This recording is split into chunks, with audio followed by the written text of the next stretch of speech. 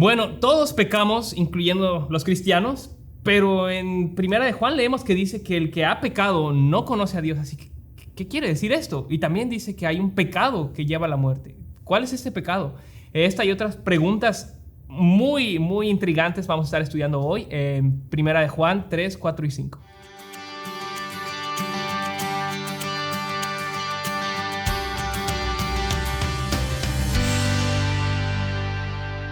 Hermanos, bienvenidos otra vez, familia, ¿cómo está? Aquí al estudio bíblico de los miércoles, como ya lo hemos estado haciendo por bastante tiempo. Ya nos reunimos por primera vez el domingo y fue un tiempo hermoso estar en la iglesia con todos los hermanos. Pero vamos a seguir con estos estudios por el momento, y para eso tengo hoy aquí al pastor Luis David, como siempre, que está con nosotros. ¿Cómo estás, pastor? ¿Cómo te sientes? Bien. Esta semana vamos a tratar de hacerlo más corto, no tan largo como la semana pasada. Perfecto. Así que estoy listo para responder y interactuar con la Biblia de una manera más concisa. Sí, hasta desapareció Will. ¿Qué pasó con Will? Bueno, no pudo estar esta semana, pero... Sí, claro. Will, te amamos y te mandamos saludos. Y también a Eva. Bueno, vamos a empezar con el capítulo 3 de Primera de Juan que hemos estado estudiando, hermanos. Si pueden traer su Biblia para que sigan con nosotros en el texto y un cuaderno para que vayan anotando. Esas preguntas de hoy están muy, muy buenas y de hecho están difíciles, ¿verdad? Dices que tu estudio estuvo medio complicado ahí. Aprendí muchísimas cosas. Aprendí respuestas a algunas preguntas que yo mismo he tenido por años leyendo el texto. Y bueno, vamos a compartir un poco de esas cosas que he podido estudiar y he podido aprender de muchos otros cristianos y académicos y libros que han hecho el trabajo mucho mejor, ¿no? Y yo puedo beneficiarme de eso y puedo tratar de compartirlo a la congregación. Así es, hermanos. Aquí estamos todos aprendiendo juntos y para eso vamos a empezar con la primera pregunta que dice: ¿de qué trata el capítulo 3? En general, si lo pudieras resumir en pocas palabras, pastor, ¿qué nos dice el capítulo 3 de Primera de Juan? Sí, bueno, obviamente, como habíamos dicho antes, es casi imposible resumir de manera perfecta, ¿no? Los capítulos de Juan, porque habla de demasiados temas. Pero a mí me encantó que en este capítulo es el único que pude resumir con un versículo. Oh, muy bien. Y es el versículo 9, que yo creo que da o resume los temas de este capítulo 3. Y dice así, Primera de Juan 3, 9. Todo aquel que es nacido de Dios no practica el pecado, porque la simiente de Dios permanece en él y no puede pecar porque es nacido de Dios. Todos estos temas diferentes, pecado, la práctica del pecado, el hecho de que los cristianos no practican el pecado. ¿Por qué no practican el pecado? Porque tienen la simiente de Dios. Vamos a hablar quizá un poquito de qué es la simiente de Dios. Y cómo Dios permanece en nosotros y eso nos lleva a caminar con Él y a ser hijos de Dios. Todas esas cosas están en este capítulo. Ok. ¿Hay algo complicado del capítulo 3, además de todo el capítulo? Sí, no, por supuesto. La idea es que ustedes vayan leyendo este capítulo y de repente cuando se encuentran con un versículo, con el favor de Dios, vamos a anticipar que han tenido quizá alguna dificultad en un versículo y podamos ayudarles en su lectura. Versículo 4 dice: todo aquel que comete pecado, entonces, que peca, ¿no? ¿Tú cometes pecado? Sí. ¿Yo he cometido pecados? ¿Yo cometo pecados? Sí. Todo aquel que comete pecado, infringe también la ley, pues el pecado es infracción de la ley. ¿Qué significa eso? Infracción de la ley. Sí, eso es lo más importante, ¿no? Porque por mucho tiempo se ha usado este versículo como la definición bíblica del pecado. Es decir, cuando uno dice, ¿qué es el pecado? Bueno, queremos ser bíblicos. La única parte donde dice el pecado es, y define, es este versículo en la Biblia. Y entonces el versículo es muy importante. Se vuelve uno de los versículos más importantes de la Biblia para definir el pecado. Y entonces el versículo dice, el pecado es infracción de la ley. Entonces muchos han dicho, bueno, ¿qué significa el pecado? Bueno, el pecado significa desobedecer los 10 mandamientos, ¿no? O desobedecer la ley de Moisés, o algo así. Pero hay problemas ahí. ¿Por qué? Adán pecó. Sí, y no tenía la ley mosaica todavía. No tenía la ley, no tenía los 10 mandamientos. ¿Qué pasa con toda la descendencia de Adán? ¿Qué pasa con los hijos de Noé? Noé mismo, ¿no? ¿Qué pasa con todas estas personas que pecaron? Los amigos de Job, Claro. ¿no? O Job mismo también, sin tener la ley. Y todos en medio, Noé, José, Jacob, todos ellos. Yo siempre tuve esa pregunta. Muy entonces, bueno, yo nunca me había puesto a pensar en eso. Estudiando teología sistemática, viendo en diferentes libros de teología, como cuando venían a definir el pecado, decían, bueno, es infracción de la ley. Y decían, bueno, pero ¿qué significa eso? Claro. Porque ¿Qué también, ley, para empezar? Exacto, porque también aplica para todas esas personas en el mundo que no conocen la ley, en el sentido de que están en una tribu quizá y no tienen la ley. Entonces uno dice, bueno, si el pecado es romper esos 10 mandamientos y ellos no tienen esos mandamientos, entonces, ¿cómo vamos a definir el pecado ahí? Claro. ¿Cómo hacían evangelismo antes de Moisés? Por así decirlo, ¿no? ¿Cómo hubiera sido? Entonces, la respuesta está no en decir, este texto no tiene sentido, vamos a encontrar otra solución, sino en profundizar en el texto y pensar, ok, ¿qué es lo que realmente dice ese texto en su idioma original, en el sentido que Juan tenía? ¿Qué significa? Esa palabra, esa frase, de hecho, infracción de la ley, el pecado es infracción de la ley, no es una frase en griego, es una sola palabra. El pecado es anomia, dice. O sea, entonces la pregunta viene a decir, bueno, si esa es la definición que Juan nos da del pecado, ¿qué quiere decir Juan por anomia? Ahora, anomia viene, ¿verdad?, que es una combinación de dos palabras griegas o una palabra griega modificada, que es nomos, es ley, ¿verdad? Anomia es contra la ley sí, contra la ley. Entonces estamos hablando de que el pecado es ir contra la ley, ¿no? En un sentido. Pero ese es el sentido literalista de la palabra, como ir como a lo que conforma la palabra. Pero ¿en qué sentido realmente lo usa Juan y el Nuevo Testamento? Entonces estuve leyendo este estudio de un académico teológico de Bélgica que se llama Ignace de la Potier. Me gusta ese nombre. Ese es un nombre más francés.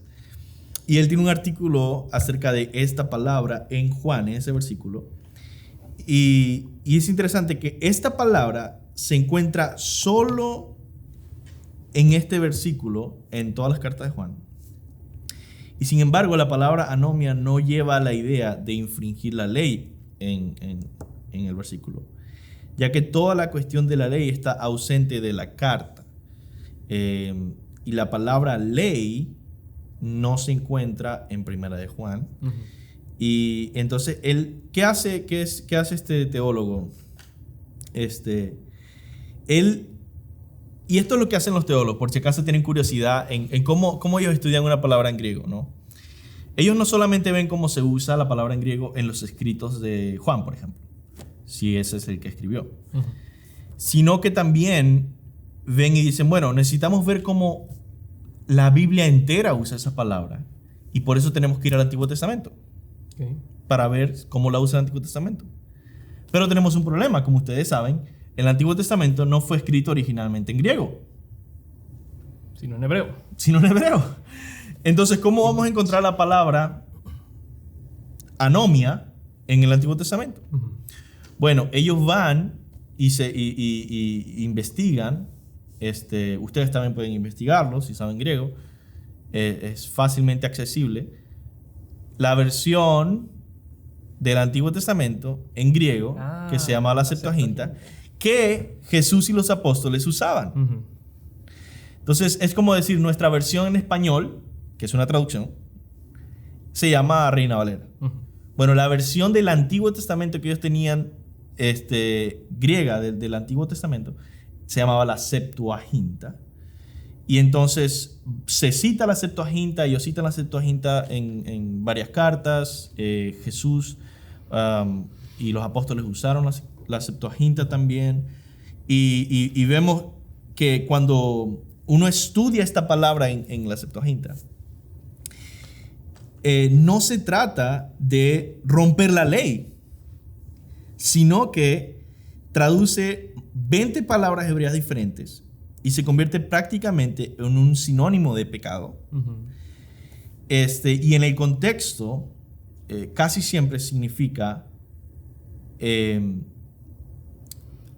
una idea de inmundicia, inmoralidad, concupiscencia, todas estas ideas que tú puedas tener de algo que es malévolo, ¿no?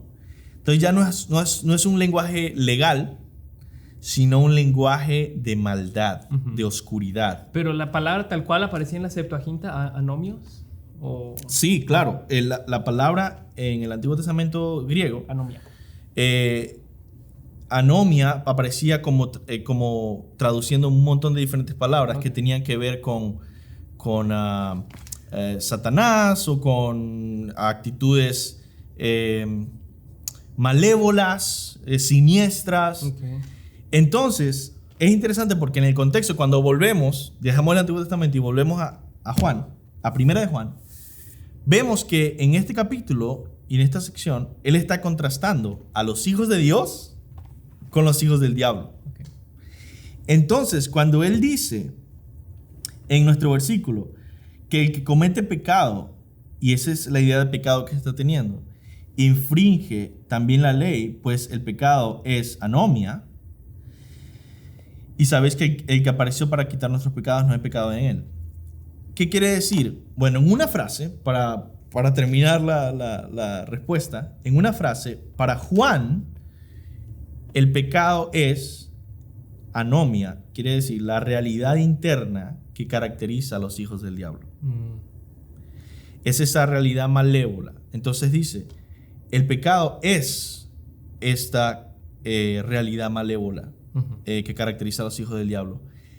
Todo el que se caracteriza por este tipo de realidad interna, de maldad, de rebelión contra Dios, no ha conocido a Dios y no ha visto a Dios. Ok, y esto entonces resuelve el problema de no había ley antes de Moisés, pero la maldad ya estaba ahí presente, esta realidad interna que dices de los hijos del diablo. Exacto, y está en todos los seres humanos desde que Adán pecó, y cualquiera que manifiesta, por así decirlo, pertenecer a ese tipo de rebelión y maldad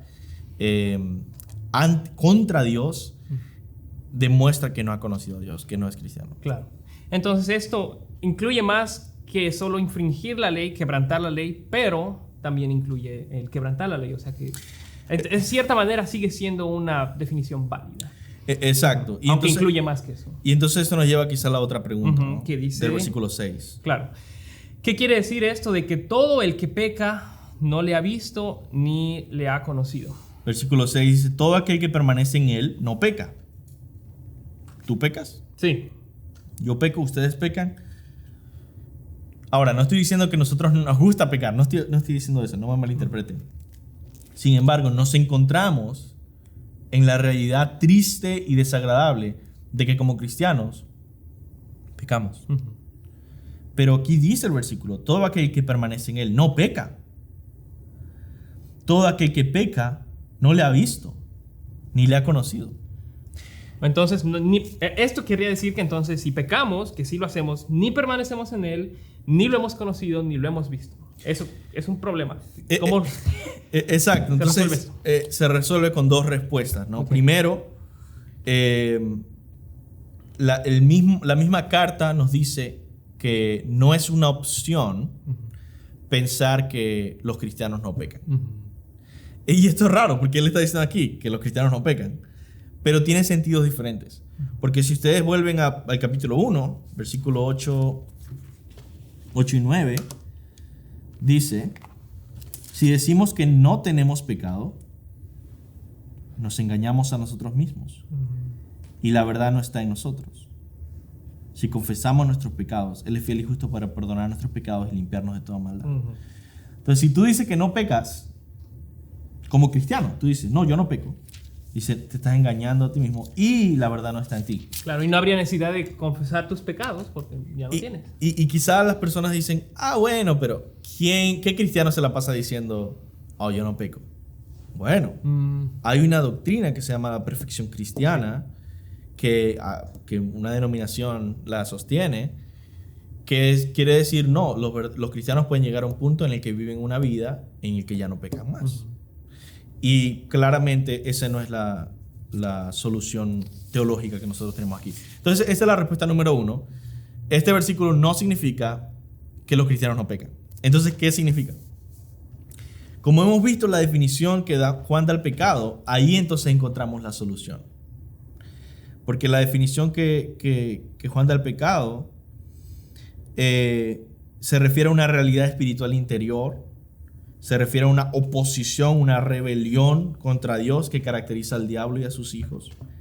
Y en otras palabras, el versículo dice, si lo podríamos poner en otras palabras o explicado, aquellos que odian a Dios y se oponen a Él muestran que son hijos del diablo y por eso sabemos que no han visto a Dios ni le han conocido. ¿Ya? Es decir, no cualquiera que comete algún pecado.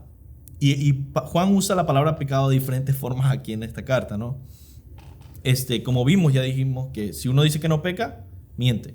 Entonces, hay una forma en la que nosotros pecamos como cristianos. Pero hay otra forma, dice, que es esta vida de pecado. Algunos simplemente lo dicen el que no practica el pecado, el que no vive en pecado.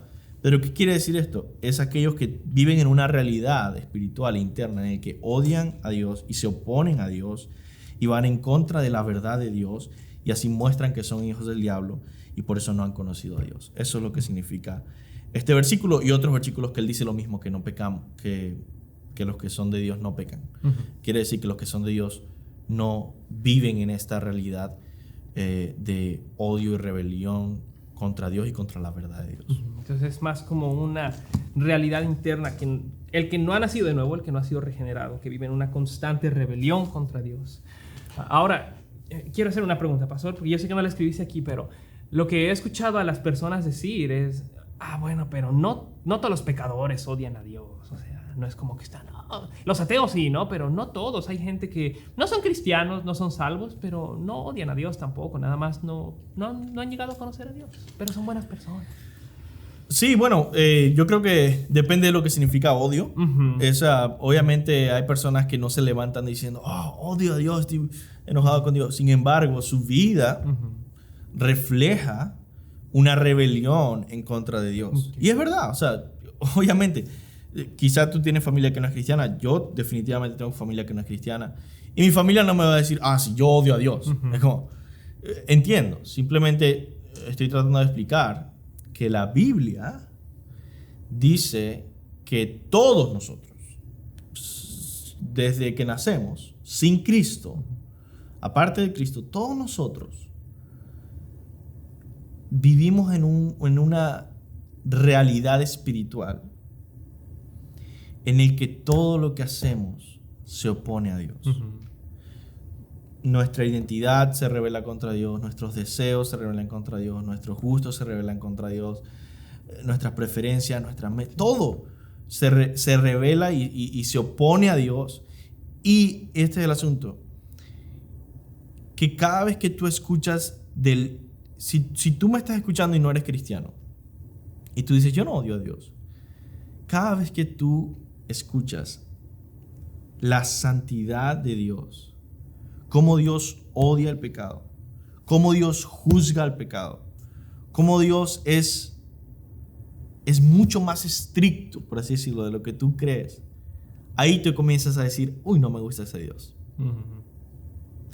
Entonces, en un sentido, odian a un Dios que no conocen, mientras que les gusta un Dios imaginario, que es el que me ama y el que está bien, es como mi mamá, que llego de estar con la pandilla y las drogas y dice, mi hijo, me duele, pero bueno, yo te amo y estoy contigo. Venga, chepa acá con y es como que, no, ese es un Dios inventado. El Dios verdadero, si tú lo conocieras, temblarías ante Él y entenderías que estás en problemas eternos e infinitos ante su ira por su santidad y por tu pecado. Sin embargo, es un Dios que es amor y que es todo amor. Sin embargo, es complejo, ¿no? Sí. Pero lo que quiero decir es que ese odio se manifiesta en que, primero, no conocen al Dios verdadero, y si lo conocieran, entonces dirían, sí, odio a ese Dios. Y segundo, en el que aún tus acciones, simplemente tu estilo de vida, demuestra esa oposición hacia Dios. Claro, es no someterse al Dios bíblico, porque muchos se someten a su Dios y su imaginación. Muy bien, gracias, pastor. Y luego vemos que Juan también nos dice que la razón por la que los cristianos no se caracterizan por ser enemigos de Dios es porque la simiente de Dios está en ellos. ¿Qué es esto de la simiente de Dios? ¿Qué quiere decir simiente para empezar? Porque no sabemos qué es eso. Buena pregunta, ¿no? Realmente es una palabra rara. Es una palabra rara. Es como decir... No confundirse con cimiento, que es como un fundamento. Sí, no es un cimiento. Más bien, cuando veas simiente, habla de... Quizá piensa... La verdad, lo que dice literalmente es como la semilla de Dios. La semilla. Es como una semilla que está ahí brotando y todo eso. Sin embargo, es más como el ADN de Dios. Ok. ¿Ya? Por el cual los seres humanos se reproducen.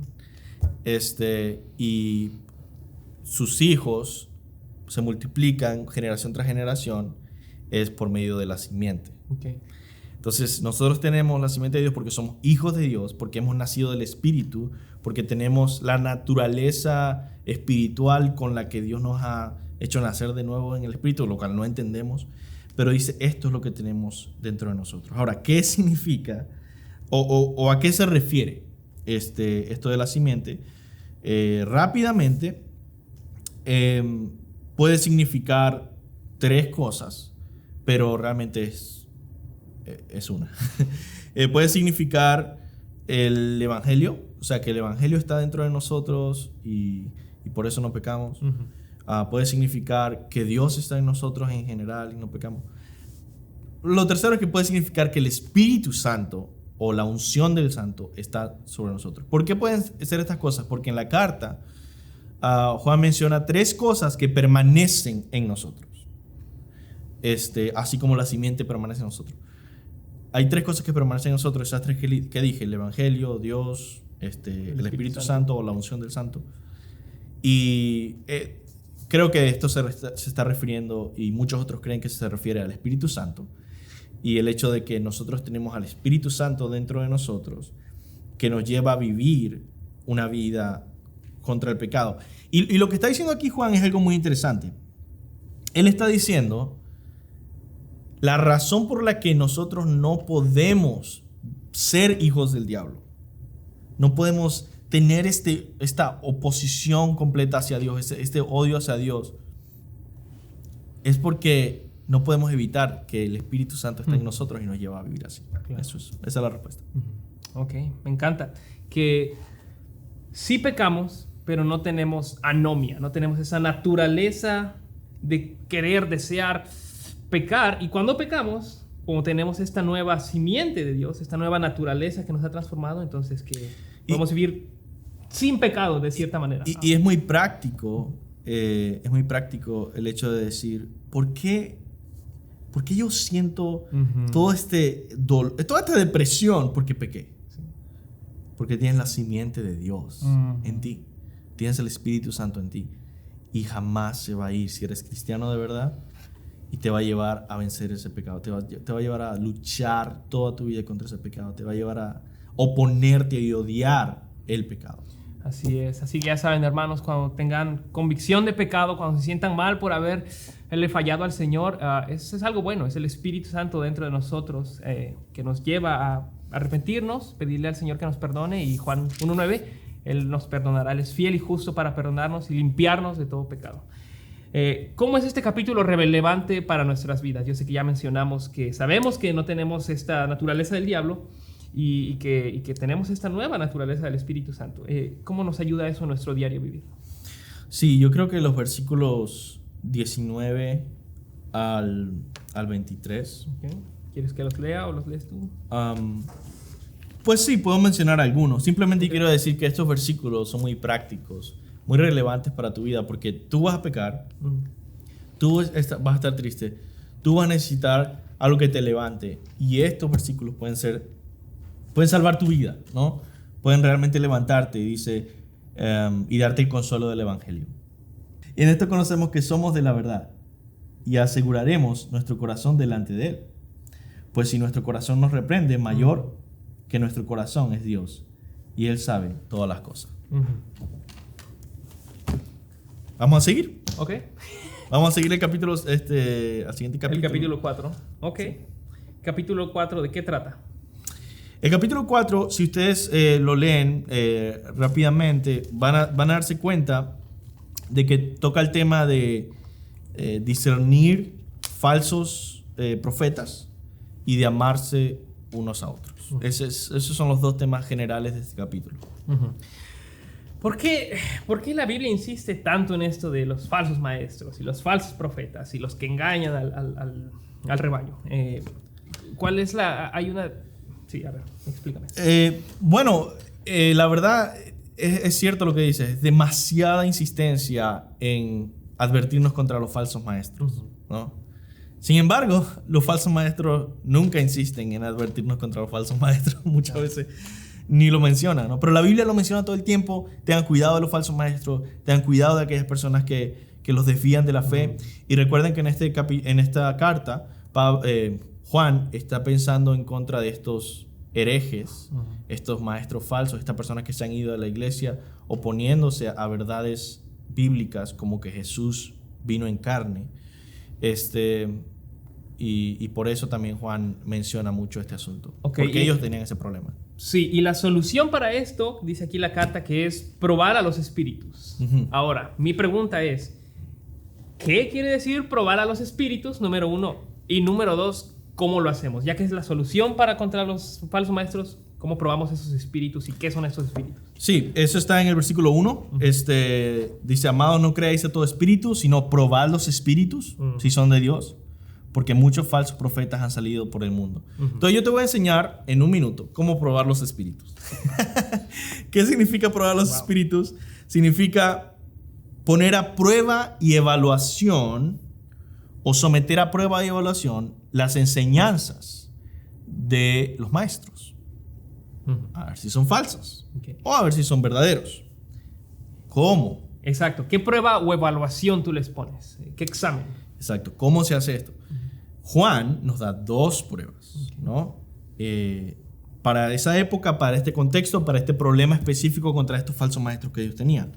Primero, versículos 2 y 3 nos dice que esta es la primera prueba. En esto conoced el Espíritu de Dios. Todo espíritu que confiese que Jesucristo ha venido en carne es de Dios. Todo espíritu que no confiese que Jesucristo ha venido en carne no es de Dios. Y este es el espíritu del anticristo, el cual vosotros habéis oído que viene y que ahora está en el mundo. Pero entonces, confesar que Jesucristo ha venido en carne, es decir, que Él nació verdaderamente, la identidad de Jesucristo bíblica, eso demuestra que estos maestros son de Dios, y si lo niegan, que no son de Dios. Recuerda que en contexto esa era la enseñanza que estaba en ese tiempo. Y él está contraatacando esa enseñanza. Y la otra parte que pone, la segunda, es versículos 5 al 6, que dice, capítulo 4, versículos 5 al 6. Ellos son del mundo, por eso hablan del mundo, y el mundo los oye. Nosotros somos de Dios. El que conoce a Dios nos oye. Entonces, esa es la segunda prueba. El que conoce a Dios nos oye. El que no es de Dios no nos oye. Esa es la prueba, otra vez. Okay. El que declara que Jesús vino en carne es de Dios. El que lo niega no es de Dios. El que nos escucha a nosotros es de Dios. El que no nos oye no es de Dios. Ahora el problema es que Juan y Pablo y todos estos chicos ya se murieron. Bueno, exacto. Entonces, ¿cómo los oímos? En la palabra de Dios, ¿no? Aquí está escrito. Y entonces, ¿cómo se resume? Confiesa la identidad verdadera de Jesús, bíblica, la identidad bíblica de Jesús, y escucha y acepta las enseñanzas de los apóstoles, las enseñanzas bíblicas. seguir las enseñanzas del grupo correcto, por así decirlo, ¿no? No de este profeta que se levantó con nuevas revelaciones y tal. No, no, no. Él está haciendo su propio grupo. Este es el grupo en el que yo estoy. En la Biblia. Estos libros que conforman la Biblia. Este es donde yo oigo las enseñanzas y presto atención y las abrazo.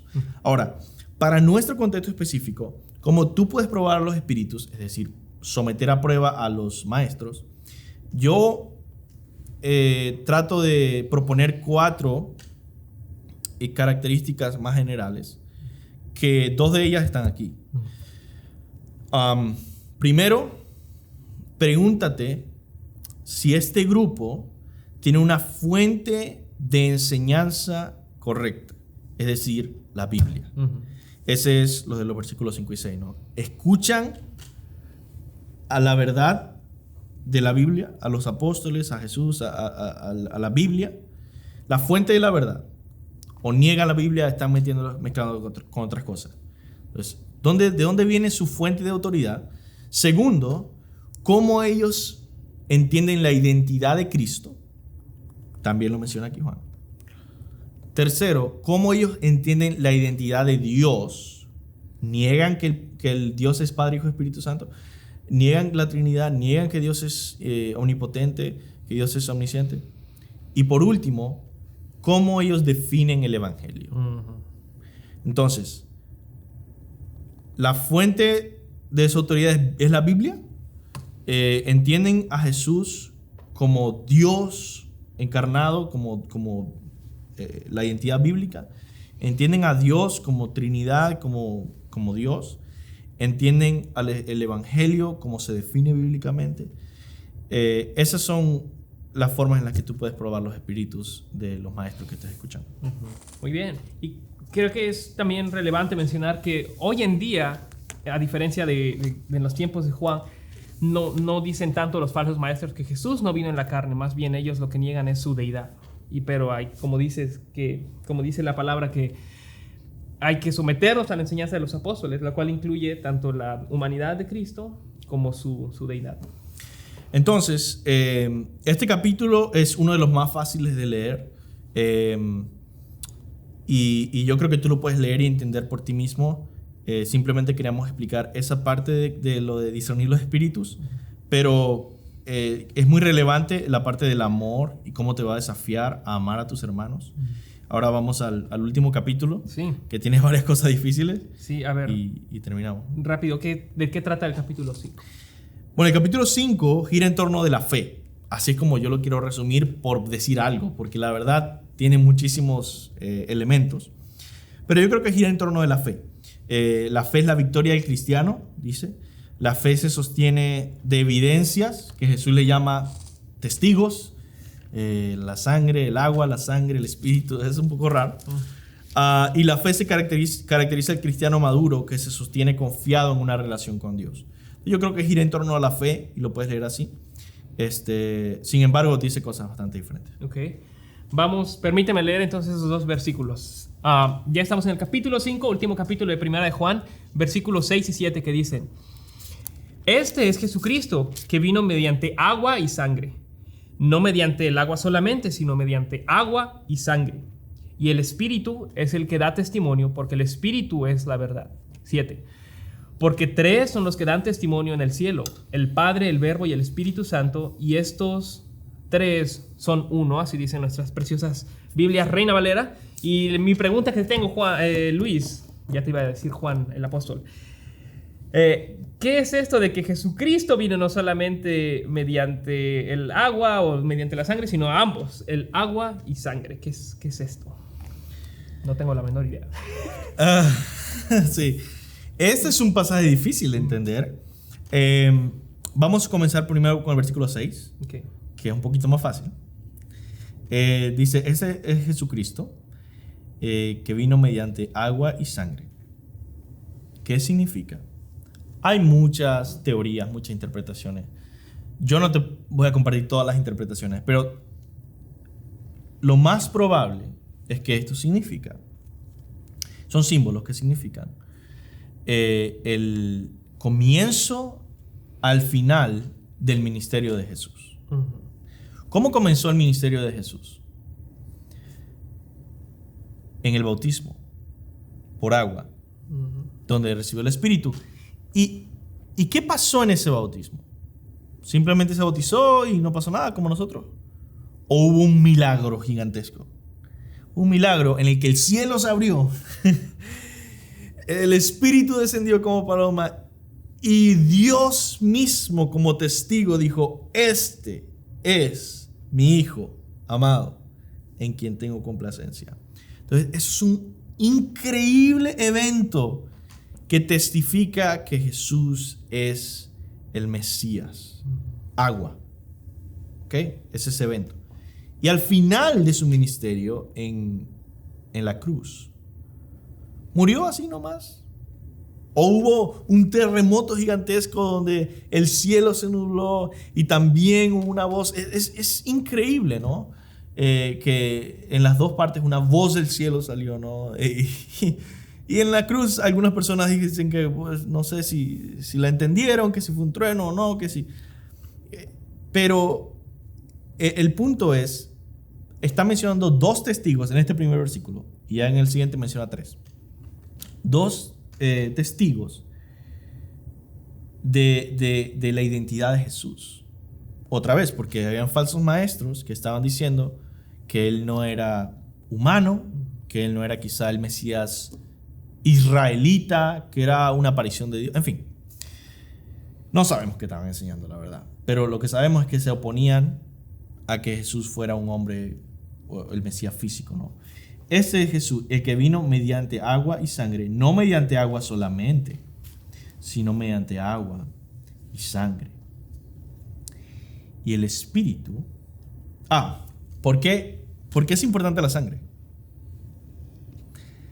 Si Jesús no vino en carne, como decían los falsos profetas en ese contexto, ¿cómo es que Jesús sangró? Claro. ¿Cómo es que Jesús derramó su sangre en la cruz? Dice, no. Y por eso es que él menciona no solamente agua, sino mediante agua y sangre. Y el Espíritu es el que da testimonio, porque el Espíritu es la verdad. Entonces ahí agrega el tercer testimonio, que es el Espíritu Santo, que nos guía a esa verdad. Y luego en el versículo 7, que tiene esta complejidad, porque aquí en la Reina Valera dice, porque tres son los que dan testimonio en el cielo. Hay tres testigos en el cielo, dice. El Espíritu, ¿ok? El agua y la sangre, y estos tres concuerdan. Bueno, no sé, ¿ahí cómo lo tienes? Sí, esta dice, tres son los que dan testimonio en el 7. Tres son los que dan testimonio en el cielo, el Padre, el Verbo y el Espíritu Santo. O sea, Padre, Hijo y Espíritu Santo. Entonces tenemos diferentes versículos. ¿Por qué? Claro. ¿Qué dice el griego de verdad? ¿Dice Padre, Hijo y Espíritu Santo? O... Los dos. Okay. Y esta es una dificultad que no es fácil de explicar. Pero el asunto es este. Cuando uno ve una Biblia que tiene que es como que tan seria como la Reina Valera o la Biblia de las Américas o incluso la Nueva Versión Internacional, y está diciendo algo diferente en un versículo que en otra Biblia, usualmente no es porque los traductores son malos, malévolos y quieren distorsionar la Biblia. Es que ellos están traduciendo lo que dice el griego en los manuscritos que ellos tienen. ¿Okay? Entonces, por eso mi respuesta es los dos dicen pero son diferentes manuscritos. Okay, lo que te Entonces, el manuscrito que tú tienes aquí en griego, que se tradujo a español, es un manuscrito diferente del manuscrito que yo tengo aquí en griego. ¿Qué versión es esta? Y por eso hay versiones diferentes. Esta es una versión internacional. Esto supuestamente creía que era la Reina Valera, pero es la Reina Valera, pero la modernizaron. Okay. ¿Por qué la modernizaron? Porque esta versión de Reina Valera,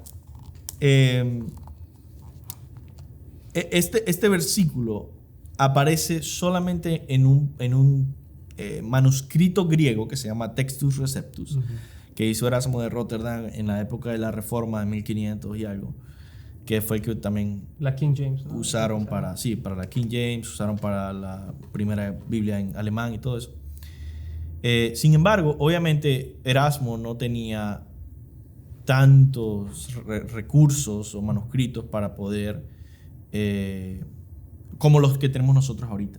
Entonces nosotros ahora tenemos miles, sobre decenas de miles de manuscritos. Y ninguno de ellos tiene esta versión. Entonces, esta es una buena traducción de un manuscrito que no es tan confiable. Que es un manuscrito muy... Aparece una sola vez. Sí.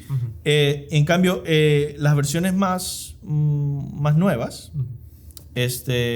contienen o usan manuscritos que son mucho más confiables, que son más antiguos, que son más acercados a los apóstoles, que son más confiables en general, y eso es otro tema para hablar otro día. Pero esa es la razón por la que hay diferentes versiones, ¿no? Entonces, en la versión real, ¿qué dice la Biblia de verdad? Si ustedes ven, por ejemplo, la nueva versión internacional, les va a aparecer los manuscritos griegos más modernos, o no modernos, más confiables de la antigüedad. Y por eso van a tener este texto como de verdad lo escribió Juan, que dice que dan testimonio, 3 son los que dan testimonio: el Padre, el Verbo, versículo 7, ¿verdad? Dijimos. Versículo 7 en la nueva versión internacional dice, porque es que leí otro versículo acá. Versículo 7 dice, 3 son los que dan testimonio y los 3 están de acuerdo.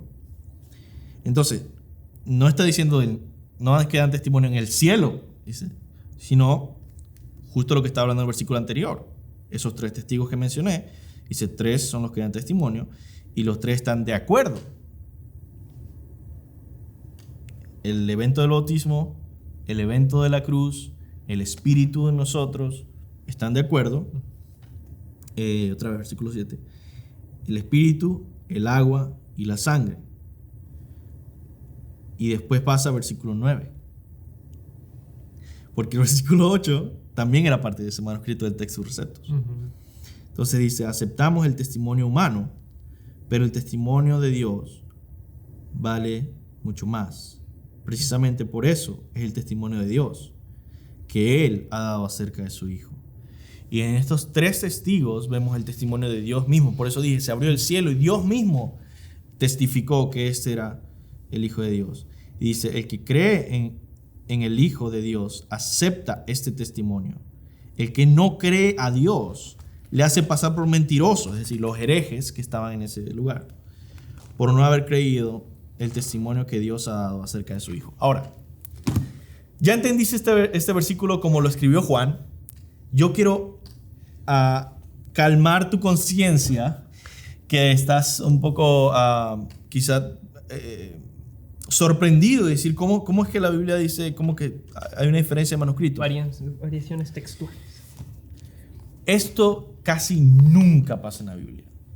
La Biblia se ha estudiado cada versículo por 2000 años. Y esto solamente pasa como en 3 secciones de la Biblia. Entonces, no es que cada versículo que vas a estar leyendo vas a pensar, ¿será que esto es verdad? ¿Será que esto no? ¿Será que esto lo escribió Juan? ¿Será que esto lo agregaron a otro lado? Eso solamente pasa en 3 partes, y esta es una de esas partes, ¿no? La otra parte es cuando yo prediqué Marcos 16. Que llegamos en el capítulo 16, hablé un poco también de eso. Y Juan, en esa parte final. Juan capítulo 8. Pero entonces, no se enfoquen en eso, y entiendan bien que si ustedes agarran una Biblia cualquiera, quizá más nueva, que usa manuscritos más confiables, más antiguos, puede ser en inglés o en español, no importa, ustedes van a encontrar el texto tal y como lo escribieron los apóstoles, y van a tener quizá unas notas abajo cuando dicen que otros manuscritos dicen otra cosa. Entonces, ya para resumir todo esto, 3 son los que testifican: la voz del Padre al momento del bautismo de Jesús, que dice, este es mi Hijo amado; la sangre de Cristo que derramó, porque si hubiera sido un fantasma, si no hubiera venido en la carne, no hubiera derramado esa sangre. Entonces el bautismo, la sangre del Señor Jesucristo, y el Espíritu Santo son los que testifican esto acerca de Jesucristo, ¿cierto? Sí. Ok, muy bien. ¿Y qué? ¿Cómo este capítulo 5 de Primera de Juan me es relevante para mí en mi vida, en mi caminar diario, en el trabajo, en la casa? Te faltó preguntar ¿Cuál es el pecado que lleva a la muerte? No lo pregunté. Esa es la última pregunta. ¿Cómo se me pasó? Porque eso lo vemos en el versículo... Muy bien, leamos el versículo. ¿Cuál versículo? El versículo 16 creo que es, ¿no? Sí. En el último capítulo, versículo está. 16. La pregunta sorpresa del día, hermano. Si alguno viere a su hermano cometer pecado que no sea de muerte, pedirá y Dios le dará vida. Esto es para los que cometen pecado que no sea de muerte. Hay pecado de muerte. ¿Cuál es ese pecado de muerte? Por el cual yo no digo que se pida. O sea, Juan está diciendo, mira, yo no te estoy diciendo que ores por aquellos que han cometido pecado de muerte. ¿Qué significa eso? Menos de un minuto simplemente para aclarar. No significa que cometiste inmoralidad sexual y por eso ya no vas a ir al cielo. No significa algún pecado como que específico. El pecado que lleva a muerte, otra vez, por eso es importante leer la Biblia en el contexto histórico. Hemos dicho una y otra vez que esta carta fue escrita en un contexto donde habían falsos maestros, que Juan estaba protegiendo a la iglesia de estos falsos maestros. Y estos falsos maestros estaban negando nada más y nada menos que a Cristo en su expresión bíblica. Entonces, nosotros entendemos que también Juan dice que estos falsos maestros se habían ido de la iglesia y habían demostrado así que no eran de nosotros, que nunca fueron de nosotros. Y esto simplemente es una forma en la que Juan está diciendo, el pecado que lleva a muerte es una incredulidad tal que niega la fe bíblica, que niega la fe cristiana. Es decir, es algo muy sencillo. Si tú niegas la fe cristiana, no eres cristiano. Así de sencillo. Entonces, si nosotros conocemos ahorita a un hermano y es fiel y pensamos que es cristiano, pero ya después, en 5 años, vemos que negó la fe cristiana, que negó a Cristo, nosotros no podemos decir que él es cristiano. Eso es obvio, ¿no? Quizá pertenece a otra religión, pero no tiene a Cristo, no tiene a su Salvador como Cristo, no tiene el Evangelio. Y se demuestra que nunca fue de nosotros. Entonces, ¿qué pasa? Que muchas personas viven quizá con temor y decir, ¿será que... ¿Qué tal que cometo este pecado que me va a llevar a la muerte? ¿Será que yo cometí el pecado que lleva a muerte? Entonces, ¿qué pasa? Esas personas que negaron a Cristo, que se opusieron a la sana doctrina, al Evangelio, Juan le dice a los que lo leen, yo no les pido que oren por ellos. ¿Por qué? Él les dice que ellos son anticristos. Entonces, ellos son enemigos de Cristo y no les estoy prohibiendo que oren por ellos, pero yo no les estoy pidiendo que oren por ellos, ¿no? Entonces, así es como se entiende este texto. Espérame. Ok. ¿Eso quiere decir que entonces no oramos por los inconversos que hasta el día de hoy están en su camino cometiendo diariamente el pecado que lleva a muerte? Buena pregunta. La Biblia es interesante, la Biblia hace una distinción tan grande. Cada vez que los apóstoles, Jesús mismo, Dios mismo, habla acerca de prostitutas, habla acerca de gente que estaba cobrando impuestos y todas estas personas, pecadores, habla con tanta compasión, como que vengan, ustedes están como que perdidos, ¿no?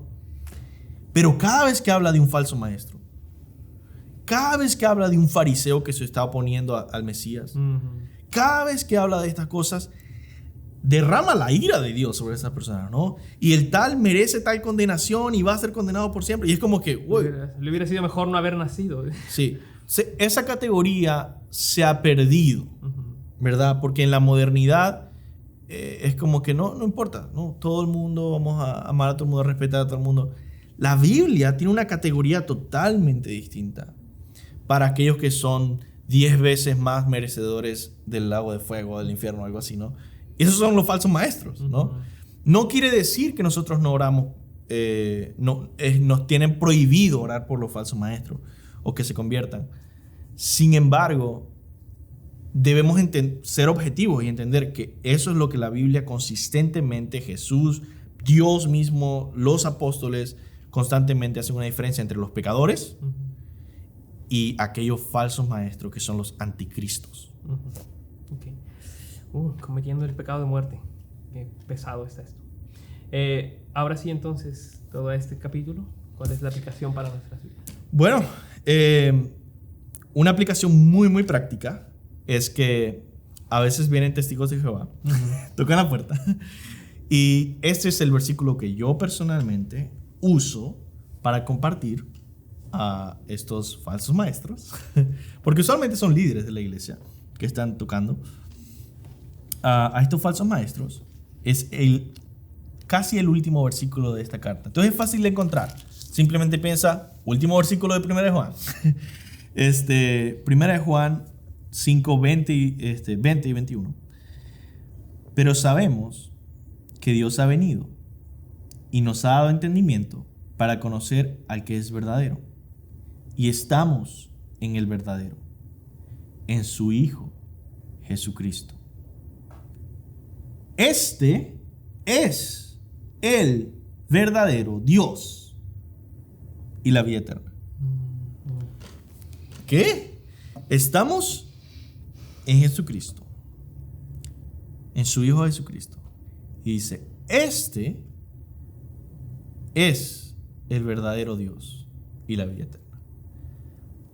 ¿Hay algún versículo más claro que diga Jesús, el Hijo de Dios, es el verdadero Dios y la vida eterna? No hay ningún otro, la verdad. O sea, hay muchísimos más, pero para mí, mi favorito es compartir este porque es tan claro. Y bueno, obviamente esas personas dicen, bueno, no sé qué significará, pero seguro no se refiere a Jesús. Yo lo que he escuchado es que dicen, no, es que esa parte está hablando de Jehová Dios, no está hablando de Jesucristo, que es el que viene atrás de ese pedacito que dice, sí, es como que es verdadero. Exacto. Obviamente no hay peor ciego que el que no quiere ver. Claro. Sin embargo, el texto es tan claro que es hasta da vergüenza, ¿no? El hecho de decir, bueno, ok, está bien, estás negando aquello que está frente a ti, ¿no? Entonces, esa es la parte práctica. Memoricen este versículo. Realmente úsenlo para enseñar no solo a los falsos maestros, pero a sus hijos, en discipulados, a su familia. ¿Dónde dice que Jesús es Dios? Bueno, este versículo dice que estamos en el verdadero, en su Hijo Jesucristo. Este es el verdadero Dios y la vida eterna, ¿no? Muy bien. Bueno, pastor, gracias por este estudio que tuvimos hoy. Yo sé que tiene muchas partes complicadas, pero gracias por ayudarnos a entender un poco mejor esto. Y ese consuelo que vimos, que no tenemos la naturaleza pecaminosa, o sea, no somos hijos del diablo, sino que hemos sido regenerados y ahora tenemos la naturaleza de Dios dada por el Espíritu Santo a nosotros. Y quiero volver a insistir, pastor, como ya lo hemos estado diciendo mucho, es 1 Juan 1:9. Si confesamos nuestros pecados, Él es fiel y justo para perdonarnos todos nuestros pecados y limpiarnos de toda maldad. Así que, hermanos, ya saben, como vimos hoy, si el Espíritu Santo les está trayendo convicción de pecado, háganle caso al Espíritu que ya vive en ustedes y han confesado a Cristo. Y arrepiéntanse y el Señor les asegura, les garantiza en su palabra que los va a perdonar. Y bueno, gracias Luis David por este estudio tan bueno del día de hoy. Los esperamos, hermanos, este domingo a las 12 de la tarde aquí en el santuario de la iglesia Jaime Español para otro servicio en vivo. Lean ahí, como hemos estado poniendo en las redes sociales, las medidas que estamos tomando para hacer esto de una manera segura y saludable. Y bueno, eso es todo. Gracias por estar aquí con nosotros hoy. Y Dios mediante, nos vemos el próximo miércoles a las 6:30 para otro estudio bíblico. Y bueno, que Dios los bendiga. Hasta luego. Dios los bendiga, hermano.